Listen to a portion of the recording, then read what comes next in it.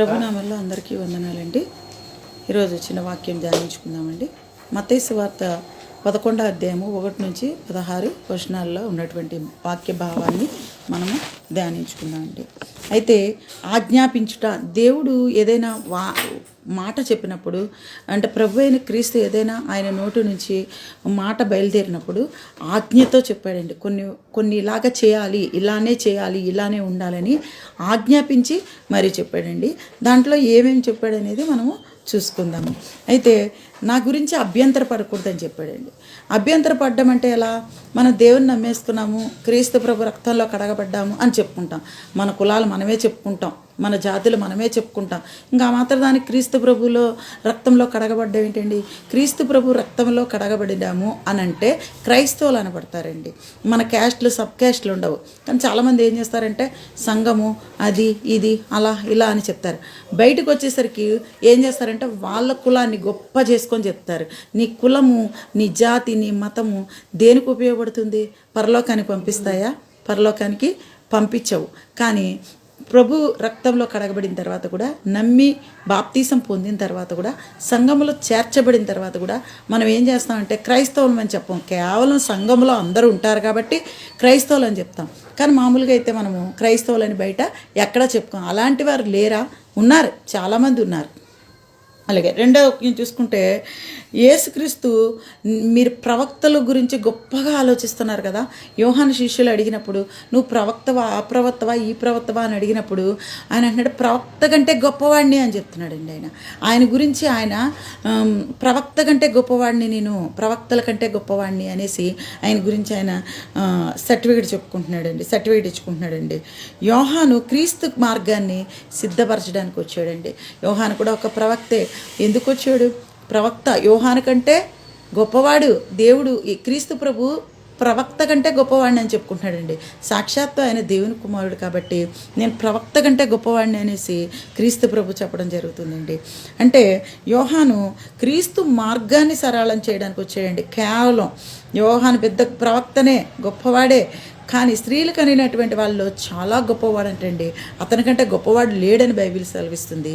అయినా కూడా పరలోక రాజ్యంలో ఇతనికంటే అల్పుడు, పరలోక రాజ్యంలో ఎవరికైతే స్వల్పంగా ప్రవేశిస్తారో ఇతనికంటే గొప్పవాడని చెప్పేసి బైబిల్ గ్రంథం చెప్పబడుతుందండి. క్రీస్తు ప్రభు చెప్తున్నారండి ఈ విషయాన్ని మత్తయి సువార్తలో. అయితే స్త్రీలు కనిన వాళ్ళలో గొప్పవాడనేసి క్రీస్తు ప్రభు ఇక్కడ సర్టిఫికేట్ ఇస్తున్నారండి. అలాగే ఇతనికంటే గొప్పవాళ్ళు ఈ పరలోక రాజ్యంలో ఎవరైతే చేస్తారో వాళ్ళు యోహాను కంటే గొప్పవాళ్ళని సర్టిఫికేట్ ఇస్తున్నారండి క్రీస్తు ప్రభు. ఈ తరం వారిని దేంతో పోల్చాలి మనము? పరలోక రాజ్యము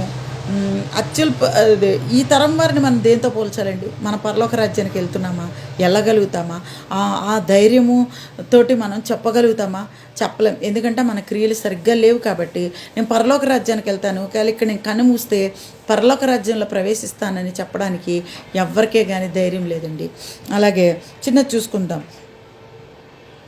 మీకు వాక్యం గురించి, జీవం గల దేవుని గురించి, పరలోక రాజ్యం గురించి ఎన్నో మీకు చాలా చెప్పాను, కానీ అయినా మీరు వినట్లేదు అంటున్నారండి.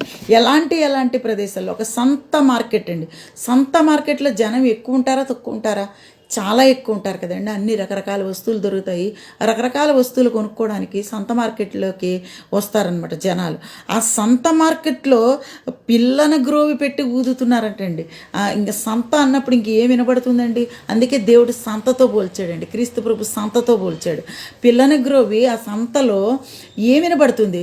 పిల్లన గ్రోవి ఊడాను అంతమందిలో, నేను మీకు పిల్లన గ్రోవి అంత మధురంగా నా వాక్యాన్ని చెప్పాను, కానీ ఎవ్వరు నాట్యమారైతే ఎవరు అసలు కనీసం ఇంత కూడా చెల్లించలేదు, మీలో అసలు ఇంత కూడా మూమెంట్స్ రాలేదని చెప్పి క్రీస్తు ప్రభు చెప్తున్నారండి. ప్రలాపించాడంటండి. పిల్లన గ్రోవి ఊడారంటండి. తర్వాత ఏం చేశాడంటండి? ప్రలాపించాడంటండి, ఏడ్చాడంటండి. ప్రలాపించడం అండి, గగ్గోలు పెట్టడం అండి. రండి, రక్షణ పొందండి, పరలోక రాజ్యం ఉంది, అది మీకు ఇస్తాను అని చెప్పేసి ప్రలాపించాడంటండి. కానీ దాన్ని కూడా అస్సలు చెవిలో పెట్టుకోలేదంటండి. చెవినే అసలు వేసుకోలేదని చెప్పేసి ఇక్కడ క్రీస్తు ప్రభు చెప్తున్నాడండి. మేము రొమ్ము కొట్టుకొని చెప్పాను అంటే గుండెల బాదుకొని చెప్పారంటండి. ప్రలాపించాడంటే అండి. ఫస్ట్ పిల్లన గ్రోవ్ ఊదారంటండి. అసలు నో మూమెంట్స్ అంటండి. తర్వాత ప్రలాపించి చెప్పాడంటే అండి. తర్వాత అది కూడా వినలేదంటండి. తర్వాత రొమ్ము కొట్టుకొని చెప్పాను అంటున్నాడండి. అయినా కానీ వినలేదండి. ఇంక ఎప్పుడు వస్తారు అంటే దేవుడు అద్భుత కార్యాలు ఆశ్చర్య కార్యాలు అన్నీ చేసేయాలి. మీ ఇంట్లో మీ అక్కర్లు తీర్చేసేయాలి, మీ బంధువుల అక్కర్లు తీర్చేసేయాలి, సమస్తం ఇవి చేసేయాలి. కానీ మీరు దేవుని దగ్గరికి రారు, నటిస్తారు. ఎప్పుడైతే దేవుని దగ్గరికి వస్తారో మొత్తం మన క్రియలతో పాటు సమస్తము ప్రేమ, సహోదరుల భయంకరమైన ప్రేమ కలిగి ఉంటారండి. మనము కపట సహోదరులం అయిపోయామండి. అంటే అప్పటికప్పుడు ప్రేమ చూపిస్తున్నాం కానీ హృదయంలో నుంచి రావడం లేదండి. పెదవులతో నన్ను స్తుతిస్తారు. క్రీస్తు ప్రభే చెప్తున్నాడు చూడండి. ఈ మనుషులు పెదవులతో నన్ను గణపరుస్తారు, వాళ్ళ హృదయం చాలా దూరంగా ఉంటుంది. నాకు ఊరికే పెదవులతో మాట్లాడేస్తారు. హృదయంలో నుంచి వచ్చే మాట అండి అది నిజమైన మాట అయి ఉంటుంది. పెదవుల నుంచి వచ్చే మాట అది నిజమైన మాట కాదని క్రీస్తు ప్రభు ఇక్కడ చెప్తున్నారండి. అలాగే ఎన్ని రకాలుగా కూడా మిమ్మల్ని నేను పిలుస్తున్నా కూడా పరలోక రాజ్యానికి మీరు రావడం లేదు.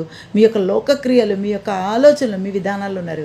పైగా పైకి ఏమని చెప్తున్నారంటే క్రైస్తలము, మేము నీతిమంతులము, ముఖాలేసి ప్రార్థన చేసేస్తాము, ఇంకా ఏదో చేసేస్తాము, దేవుడు మా పక్షాన ఉన్నాడు, అయ్యో అని ప్రలాపిస్తున్నామండి. నీ ప్రలాపన ఎవరికి కావాలండి? అక్కడ క్రీస్తు ప్రభు ప్రలాపిస్తున్నాడంటే అండి ఎన్నో రకాలుగా ఆయన దేవాతి దేవుని జీవంగల దేవుని కుమారుడండి. అయినప్పటికీ కూడా ఆయన ప్రలాపించి చెప్పాడంట. ఈ పిల్లన గ్రోవ్ ఊదాడంట, ప్రలాపించి చెప్పాడంట, రొమ్ము కొట్టుకొని చెప్పాడంట. ఎవరైనా వింటున్నారండి? ఈరోజు కూడా ఎంతోమంది సేవకులు ఎంతో కష్టపడి వాక్యాన్ని చెప్తున్నారు. ఎవరైనా వింటున్నారా? ఎవరు వినడంలే. వినడం మట్టికి చెవుల్లో వెళ్ళిపోతారు.